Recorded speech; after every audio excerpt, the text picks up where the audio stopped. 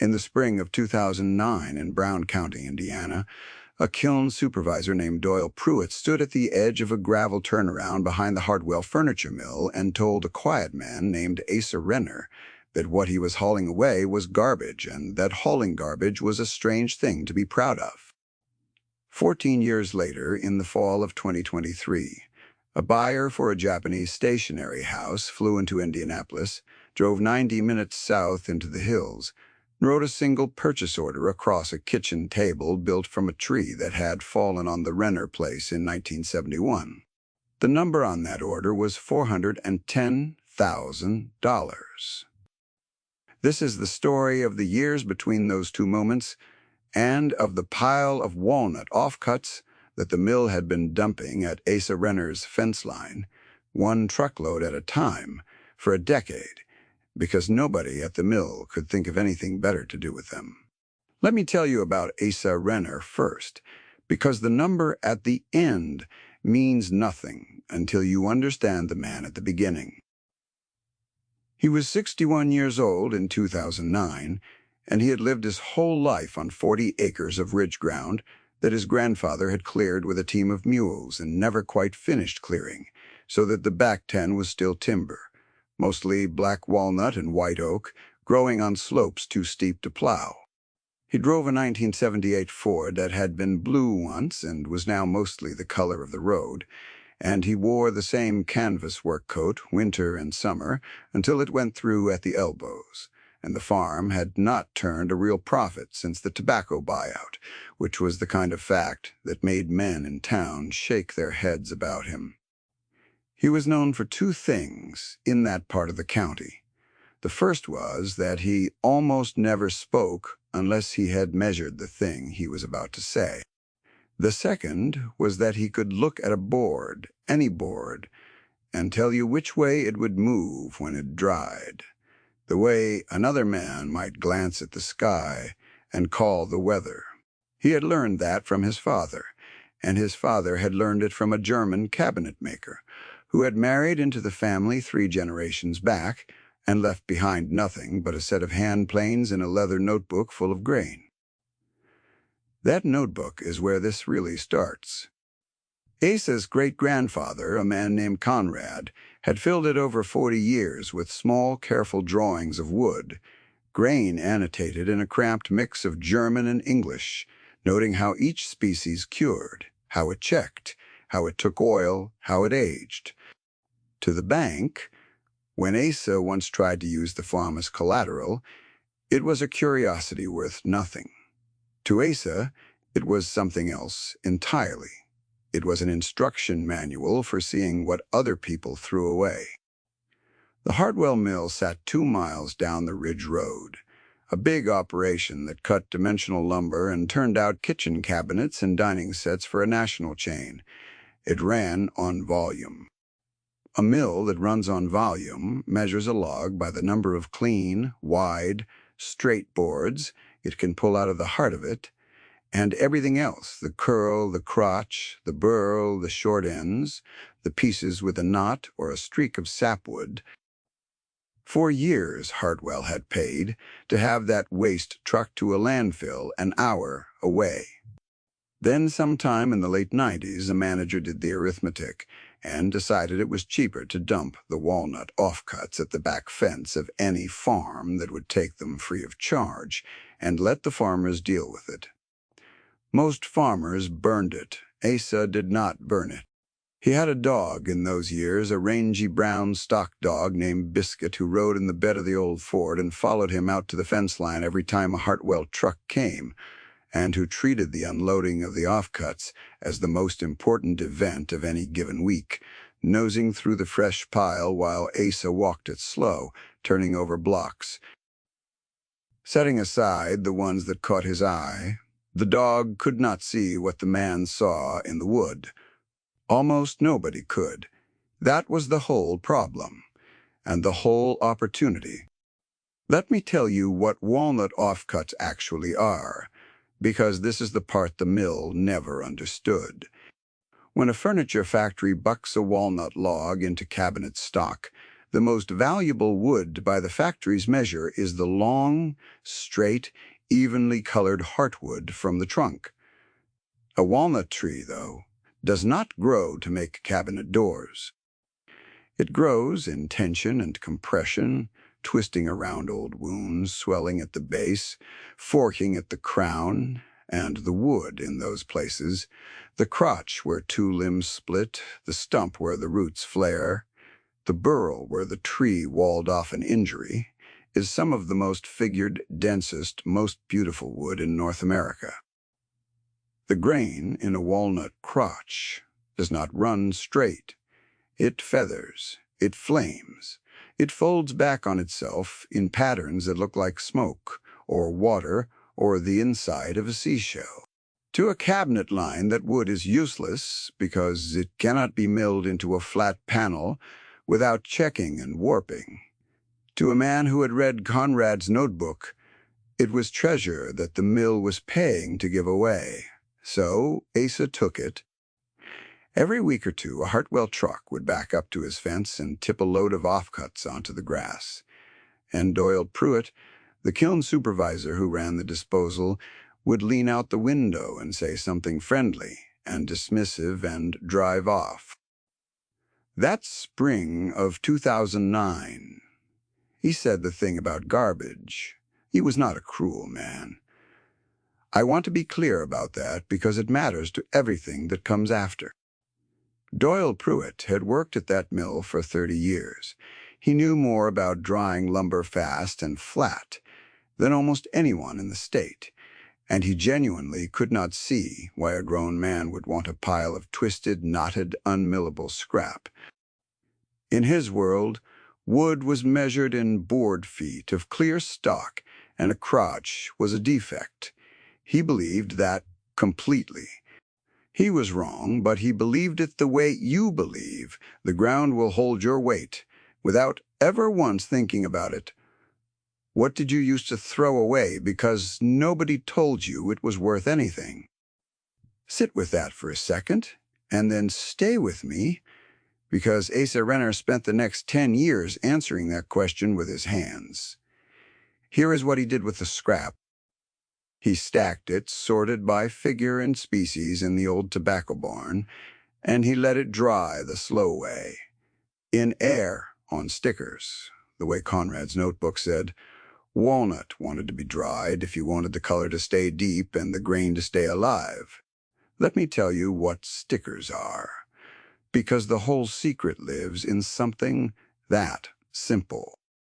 Stickers are thin strips of dry wood laid crosswise between the boards as you stack them, an inch or so apart so that air moves through the whole pile and every face of every block dries at the same slow rate. Stack walnut tight, with no air, and the outside dries while the inside stays wet, and the wood tears itself apart from the inside as it shrinks against itself. Stack it on stickers in a shaded barn, with the doors cracked for a breeze, and it gives up its water a little at a time, season by season, the cells settling gently instead of slamming shut. Kiln drying is fast, and it is flat, and for cabinet panels, it is the right answer. Kiln can take green walnut to furniture ready in 6 weeks, and the chain that ordered Hartwell's cabinets could not have existed any other way. Heat, though, dries the oils and the color out of walnut, leaves it a uniform dull brown, and stresses the figured pieces until they crack along the very curl that makes them beautiful. The crotch and the burl are full of grain running in 6 directions at once, and grain running in 6 directions at once cannot survive being shoved through a kiln, because every direction shrinks at a different speed and the wood splits along the difference. Air drying takes years. A 2-inch block of walnut crotch might sit in that barn for 3 or 4 years before it was ready. And Conrad's notebook had a line for each kind of figure, how many summers it wanted, how to tell by the smell and the weight, and the ring of it tapped against a knuckle when it had finally come to rest. Asa had nothing but years, and the mill kept the supply coming for free. So he stacked and waited, stacked and waited, and by 2012 he had a barn full of seasoning blanks that no one else in Indiana knew existed. Then he had to decide what to make. He was not a furniture man. He knew that much about himself. The world did not need another small shop making walnut tables, and besides, a table needs a big, clear board, exactly the thing he did not have. What he had was thousands of small, dense, wildly figured blocks, none of them bigger than a man's two fists. He spent the better part of a winter turning that problem over before the answer came to him, and when it came from his own coat pocket. He had carried the same pen for 30 years, a cheap thing, refilled 100 times, and he had always liked the weight of a thing made to be held. A pen is small. A pen is made from a block no bigger than a thumb. And a pen, unlike a table, is held close to the eye, turned in the hand, looked at, so that figure in the wood, the very thing the mill threw away, becomes the entire point. Let me tell you about his granddaughter now, because she is the second half of this, and at the start, she did not believe in it at all. Her name was Nora. She was 26 in 2014. She had a degree in business from a good school in Bloomington, and she had taken a job in Indianapolis doing marketing analysis for a logistics company. She loved her grandfather the way you love a fixed point in a turning world, but she was also faintly embarrassed by him, by the farm that made no money, by the barn full of what looked to her trained eye like firewood, by the slow way he did everything when the whole world had taught her that slow was the same as failing. When he showed her the first pens he had turned, a dozen of them lined up on the kitchen table on a piece of felt, she picked one up and felt its weight, and said it was nice, Grandpa, but who was going to buy a wooden pen for the kind of money those would have to cost? It was a fair question. It was the question the whole credentialed world would have asked. Asa did not argue with her. He just handed her one and told her to carry it for a month and use it every day, and then tell him what she thought. That was the most words she had heard him say at one time in a year. Now let me tell you about the foil in this story, because every patient path runs alongside a faster one, and the faster one almost always looks like it is winning right up until it isn't. The faster path belonged to a man named Briggs, Travis Briggs, who farmed 300 acres of bottom ground on the other side of the ridge and who had decided around 2010 that the future was scale. Briggs went to the bank and borrowed against everything he had to buy into a contract operation, raising a single uniform crop of seed corn under a tight agreement with a large company, with new equipment, a new grain setup, and a chemical and fertilizer program written by an agronomist named Keller, who came out twice a season in a clean white pickup with the company logo on the door. Briggs was not a fool. He was doing exactly what the experts and the markets and the bank all told him was the smart, modern, efficient thing to do. His fields were beautiful, dead level, every plant the same height, not a weed in sight. People drove past slow to look at them. Next to Briggs's operation, Asa Renner's Ridge, with its diverse scrubby timber and its barn full of scrap, looked like a man who had given up. That is the contrast I need you to hold in your mind, because the whole story turns on it, two kinds of knowing. Briggs knew the model, the spreadsheet, the agronomist's program, the contract, the projected yield per acre. Asa knew one ridge, one species of tree, one notebook, one slow truth about how Walnut wanted to dry. The world had 1,000 ways to measure Briggs and call him successful. It had no way at all to measure what was sitting in Asa's barn. Nora carried the pen for a month. She did not mean for it to change anything. What she noticed, though, was that people noticed it. A vice president in a meeting picked it up off the table and turned it in the light and asked where it came from, and then asked again, more slowly, when she told him a farmer made it from mill scrap. A client did the same, and a woman from the legal team, and a contractor who had come in to talk about warehouse space, and ended up talking for 10 minutes about a pen. The wood was a piece of crotch walnut that had spent 4 years drying in the tobacco barn, and under the fluorescent office light the grain rolled and shifted like something alive, dark chocolate folding into amber. A fiddleback shimmer that moved as the pen turned. She had carried 100 objects through that office, and never once had a stranger reach across a table to hold one. She started, almost against her will, to see it the way her grandfather saw it.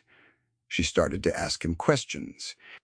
She drove down on weekends and sat in the barn while he turned, the lathe whining and the curls of walnut coming off in long ribbons that smelled like nothing else on earth.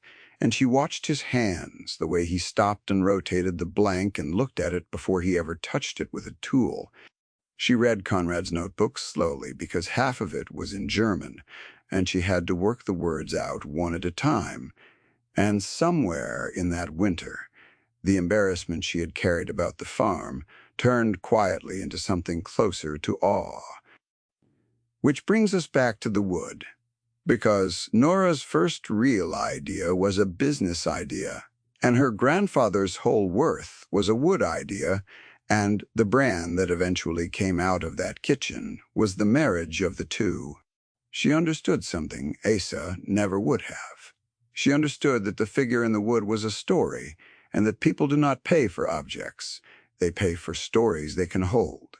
Each block in that barn had come from a particular tree on a particular ridge, dried a particular slow way, and no two were alike, because crotch figure is as individual as a fingerprint.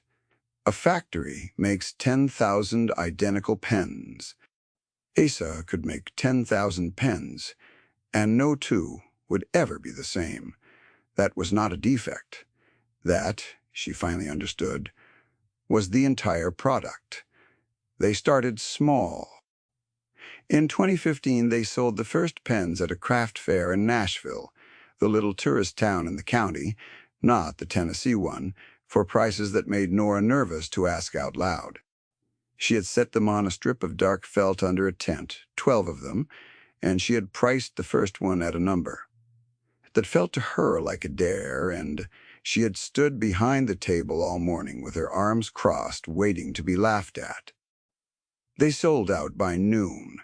A woman who taught calligraphy bought 2 before 9 o'clock. A man who restored fountain pens bought 3, and stood turning one under the tent light for a long while before he came back the next month, wanting 20. By the second hour, Asa had stopped restocking the felt because there was nothing left in the box to restock with, and he had gone and sat in the truck. Not because he was tired, but because he did not know what to do with people looking at him that way, with the particular look people give a man whose work has just been proven in front of them.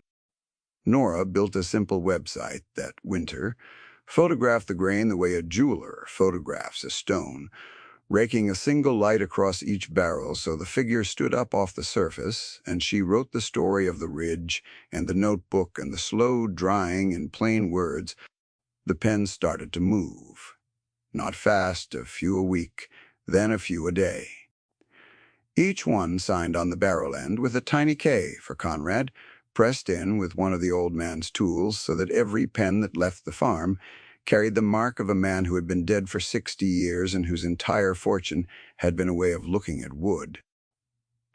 Let me tell you what Doyle Pruitt was doing during these years, because he had not gone anywhere. He was still running the kiln at Hartwell, still trucking offcuts to fence lines, and one Saturday in 2016 he saw Nora's setup at the Nashville Fair and stopped because he recognized the wood. He picked up a pen, a beautiful thing made from a walnut crotch he had personally signed off as waste. and he saw the price tag. And he laughed, not meanly. He laughed the way a man laughs at a magic trick he is sure he could explain. He told Nora that was a lot of money for a piece of scrap he gave her grandfather for free, and that she should enjoy it while the novelty lasted, because novelty always wore off. He called it a hobby that got lucky. Then he bought one anyway for his wife and turned it in the light, and for just a second something crossed his face that was not quite a laugh. Then it was gone, and he put it in his pocket and walked off into the crowd. That was the second time the word came out, a hobby. Wassa never heard it. Nora did, and it sat in her like a splinter, and it made her work harder. By 2018, the small thing had become a real thing. They had a name, Ridgeline, pressed into a small leather sleeve that came with every pen. They were selling $400 and $500 a year at prices that started high and climbed as the reputation grew. Nora had quit the logistics job. She was living in the old farmhouse, running the books and the website and the shipping, and Asa was turning pens 5 days a week in a heated shop they had built onto the barn.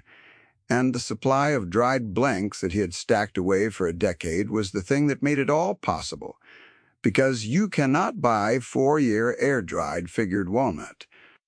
There is no market for it. You can only have had the patience to make it, years before you knew you would need it. Travis Briggs across the ridge was having a different decade. On paper, he was bigger than ever. He had expanded to 500 acres, all of it in the same contract seed corn, all of it financed. His equipment line was worth more than the Renner farm and everything on it. The margins on contract grain, though, are thin, and they are set by someone else. And every year, the inputs cost a little more, and the contract paid about the same. And Briggs ran faster and faster to stay in the same place. He had bet everything on one crop, one buyer, one model, and he had built a beautiful, efficient, fragile machine. Keller, the agronomist, still came twice a season and told him the program was sound. And it was sound for the world the way it usually was. The trouble with a machine built for the world the way it usually is the year the world is different. That year was 2021. Let me tell you what happened, because this is where the two paths finally split for good, and it split on weather and on debt. The two oldest verdicts in farming. The summer of 2021 brought a heat dome over the Midwest, weeks of 100-degree days, with no rain at the wrong moment, right at pollination. The few days when a corn plant is at its most vulnerable and a missed window cannot be made up. Here's the thing about a perfectly uniform field. The thing that looks like strength right up until it is the whole weakness. Every plant in Briggs's 500 acres was the same hybrid, planted within the same few days, grown to the same height, on the same schedule, which meant every plant reached pollination in the same narrow window. That sameness was the entire selling point of the system. It made the field easy to spray, easy to harvest, easy to predict on a spreadsheet. It also meant that when the worst days of the heat dome landed exactly on that window, they did not catch some of the corn. They caught all of it. Uniform fields fail uniformly. 500 acres of identical corn pollinated badly in the same week and set a fraction of the kernels it should have, the silks drying out before the pollen could do its work, whole ears coming in later, with kernels scattered like missing teeth. His yield came in at less than half. Keller drove out in the white pickup and walked the rows and pulled back the husks and did not have much to say, because there was nothing in the program for a year like this, and the program had never claimed there would be. The contract did not care about his weather. The bank did not care about his weather. The note came due the same as every year. And on the ridge 2 miles away, the heat dome did almost nothing because Asa Renner did not have a crop in a field. He had a barn full of dry walnut and a shop with an air conditioner. And the hotter and stranger the weather got, the more people seemed to want a small, permanent, beautiful thing made slowly by hand. He had never been exposed to the one thing that broke Briggs because he had never bet his living on a single crop hitting a single window in a single good year.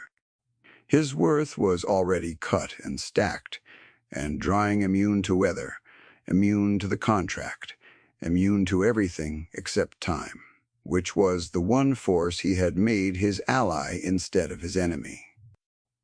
The two operations had never really been in the same business for 14 years, though they had looked like a race, and in 2021 the race ended, and only one of them was still standing. I am not going to dwell on Briggs's losses because he was not a villain and there is no pleasure in it. He did what he was told by every expert he had a reason to trust. He farmed the way the whole county farmed, the way the bank wanted, the way the contract required. He was a casualty of good advice given inside a model that could not imagine a year outside itself. By the spring of 2022, he had sold off 200 acres and most of the new equipment to keep the rest, and the white logo pickup did not come around as often, because there is not much an agronomist can say to a man whose problem is the size of his loan. Nora went and saw him that spring. This is the part I think about most. She did not go to gloat. She went because Briggs's youngest had been in her class in school, and because the ridge is small, and because she had an idea. She found him out by the machine shed where a man from the equipment dealer was loading a planter onto a flatbed, and Briggs stood watching it go with his hands in his pockets and the particular stillness of a man doing arithmetic he already knows the answer to. She waited until the flatbed pulled out. Then she offered to buy. Standing walnut. Briggs had a fence row of old walnut trees along the back of the bottom ground, trees too gnarled and forked to be worth anything to a sawmill. The exact kind of tree the mill measured as low grade, the kind a man clears to gain a few more rows of corn, and she offered him real money for the right to cut a few of them carefully over the coming years, crotches and all. He looked at her for a while like he was trying to find the joke in it, the same way Doyle had looked at the price tag at the fair because the trees she wanted were the trees he had spent his life regarding as in the way. It was not enough to save him. It was honest money, though, for something he had been about to bulldoze, and it was the first time in 2 years anyone had told him that something on his place was worth more than he thought. He took it. He shook her hand at the fence line, the same kind of fence line where this whole story started, and something passed between them that the spreadsheet had no column for. Which brings us to the kitchen table and the man from Japan and the number. By 2023, Ridgeline Pens had developed a quiet international reputation in the small, serious world of people who collect handmade writing instruments.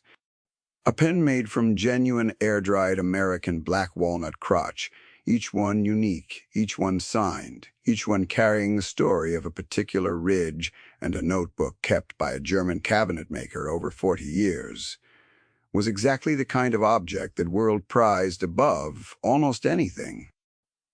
Word reached a stationery house in Japan that had been selling fine writing instruments for 140 years, and that understood in the way that culture deeply understands the value of a made thing that cannot be made twice. They sent a buyer. His name was Mr. Sato, and he came not to negotiate but to see. Let me tell you about the day he came, because it is the day Doyle Pruitt's whole way of measuring the world quietly came apart, and almost no one in the room even noticed it happen. Nora had, by then, hired Doyle. That is not a typo. When Hartwell finally closed its solid wood line in 2022, beaten by the same cheap imports it had once been. Doyle Pruitt was 63 and out of work after 36 years of knowing more about drying lumber than almost anyone alive. And Nora had called him and offered him a job running the air-drying yard. Because the truth was that nobody in Indiana understood the behavior of walnut under controlled conditions better than the man who had spent his life kiln drying it. He had spent 30 years removing exactly the thing Asa wanted to keep. He knew the wood, though, and Nora understood, the way her grandfather understood grain, that a man's knowledge and a man's conclusions are two different things, and you can hire the first while you correct the second. So Doyle was there in the yard the day Mr. Sato came. The buyer was a small, precise man in his 60s in a gray suit that had no business in a drying yard and somehow looked exactly right, and he had taken off his jacket and folded it over his arm before he started down the rows. He watched the buyer walk slowly down the rows of stickered drying walnut, the burls and crotches and stumps he had spent his career calling defects, and he watched the man stop and pick up a single block of feathered crotch figure and hold it to the light and stand absolutely still for a long time. Mr. Sato turned the block a quarter-inch one way and then back, watching the grain move under the surface, and he closed his eyes for a moment and ran his thumb across the end grain, the way a man reads a thing he cannot see. Sato did not say anything for what felt like a full minute. Then he asked quietly how long the wood was dried. Doyle, before he could think about it, answered, because it was his yard now and his answer to give. 4 years, sometimes 5, in air, never in a kiln. Mr. Sato nodded slowly, as if a thing he had hoped were true had turned out to be true, and he said one sentence that Doyle Pruitt carried for the rest of his life. He said that machines could make anything except time. That time was the only thing he had come to buy. Doyle Pruitt, who had spent 36 years building machines to beat time, who had measured his whole working life by how fast he could force water out of green wood, stood in the yard he now ran and felt the ground he had stood on for 4 decades shift 1 quiet inch beneath him. Then they went into the kitchen, and they sat at the table built from the 1971 tree, and Mr. Sato wrote the order. Biscuit, gone gray in the muzzle now and slow on the stairs, lay under the table across Asa's boots, the way he had lain across them every working day for years, and he lifted his head once when the buyer's pen scratched across the paper, and then put it back down, indifferent to the only number that had ever mattered on that farm. Hasty. Mr. Sato wanted a collection. He wanted the rarest figured blocks, the crotch and the burl, turned into a limited series of pens for the house's 140th anniversary, each one numbered, each one carrying the story of the ridge. He had worked out what he was willing to pay before he came, and he did not haggle, and he turned the order around so Nora and Asa could read it. $410,000. Nobody spoke. Asa Renner looked at the number a long time. He did not smile. He did not say, "I told you so," because he had never told anyone so. Because for 14 years he had not been trying to prove a point. He had just been doing the thing his notebook told him was right.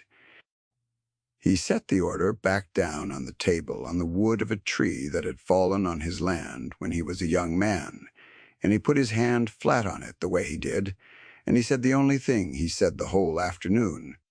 He said it was a lot of money for some scrap. And he looked for just a second across the room at Doyle Pruitt. And Doyle Pruitt, who had called it garbage in 2009 and a hobby in 2016, looked back at him and did not say anything at all, because there was nothing left in his old way of measuring the world that could account for the number on that table, and he knew it, and the knowing of it was written plain across his flushed and astonished face. That was the recalibration. It was not cruel, Nora made sure of that. Later that evening, after Mr. Sato had gone, she found Doyle still standing in the drying yard in the last of the light, looking at the rows of wood, and she did not say anything smug. She just stood beside him. And after a while, Doyle said, mostly to himself, that for 30 years he had been the one who decided what was waste, and he had been wrong every single day, and he had given a fortune away one truckload at a time and never known it. And Nora told him the thing her grandfather had taught her, without ever once saying it out loud, that you cannot give away what you cannot see, and that there was no shame in not seeing, only in refusing to look once you'd been shown. Doyle Pruitt ran that drying yard for 6 more years, until his knees gave out, and he turned out to have the best eye for figured walnut of anyone on the place, except the old man himself. Let me tell you what they did with the money, because in this kind of story, what you do with the money is the whole moral of it. They did not scale up. That was the first thing, and it surprised the few business people who heard the number and assumed the next move was a factory. Nora had run the math a dozen ways, and she understood that the entire value of the thing was its slowness and its scarcity, and that a factory would kill in 1 year exactly what had taken 15 to build. The supply was the constraint, and the supply was time, and you cannot rush time. So they stayed small on purpose. They put most of the money into a stand of land, 200 acres of mixed Indiana hardwood timber, managed slow, selectively cut so that there would be figured walnut for ridgeline 100 years after Asa and Nora were both gone. And they taught it. This is the part Conrad would have understood best.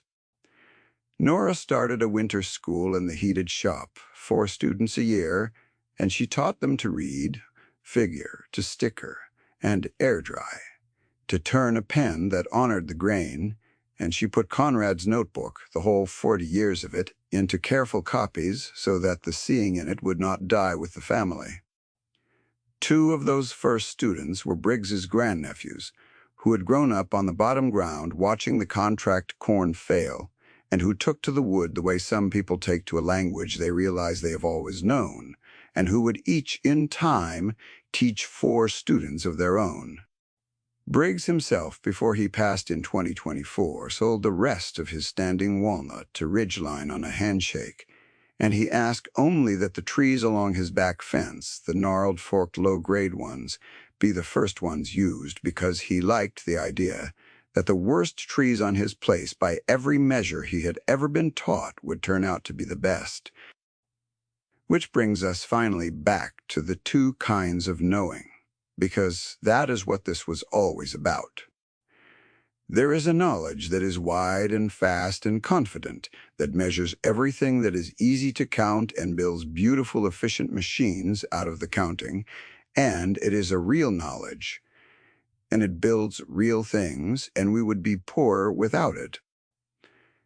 And there is another knowledge that is narrow and slow and patient, that lives in 1 notebook and 1 ridge and 1 pair of hands, that knows a single thing all the way to the bottom, and that can see worth where the counting sees only waste. The mill measured walnut in clear board feet and trucked the best of it away for free for 10 years. Asa Renner measured it in figure and time, and he was right, and the proof was a number that landed on a kitchen table like a verdict and silenced a room. The world is just in the end, but it is slow, and it usually waits for some hot, strange year to settle the argument that the spreadsheet could never settle on its own. Doyle Pruitt kept that first pen, the one he bought as a joke for his wife in 2016, in his shirt pocket until the day he died, and he would take it out and turn it in the light and watch the grain move the dark, folding into the amber, the figure the mill had thrown away rolling under the surface like water. He said it was the only thing he owned that got more valuable every time he looked at it. Asa Renner lived to be 80. Asa Renner lived to be 80.